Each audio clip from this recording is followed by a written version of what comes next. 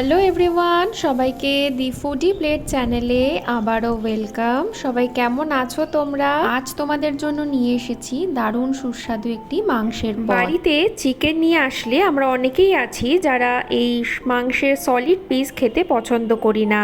আজ তোমাদের দেখাবো এই সলিড পিসগুলো দিয়ে সুন্দর সুস্বাদু একটি মিক্সিং জারে আমি মাংসের সলিড পিসগুলো নিয়ে নিয়েছি। তার মধ্যে পেঁয়াজ কুচি আর দুটো শুকনো লঙ্কা দিয়ে আমি ভালো করে একটা পেস্ট বানিয়ে নিচ্ছি মাংসের।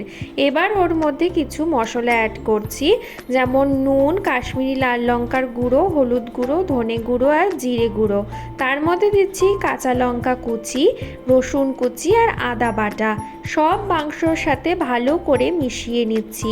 সব মশলা মাংসের সাথে ভালো করে মেশানোর পর আমি এর মধ্যে কিছু ধনেপাতা কুচিও দিলাম। আর মাংসের যে কাঁচা গন্ধ সেটা কাটানোর জন্য আমি লেবুর রস দিলাম। আপনারা চাইলে ভিনিগার দিতে পারেন। ভালো করে সব মাংসের সাথে কিন্তু মিশিয়ে নিতে হবে।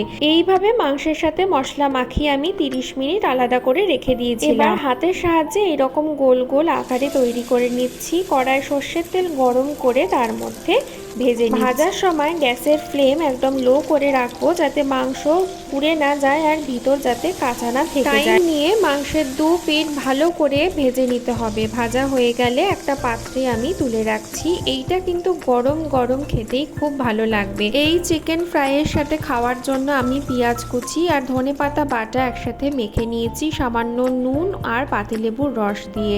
তৈরি হয়ে গেল বাড়িতে বানানো চিকেন কাবাব ফ্রাই। অবশ্যই বাড়িতে একদিন এটা বানিয়ে খান। আশা করছি এটা খেতে আপনাদের খুবই ভালো লাগবে। আজকের রান্না ভালো লাগলে ভিডিওটি লাইক করে দেবেন আর চ্যানেল সাবস্ক্রাইব করে দেবেন। ধন্যবাদ।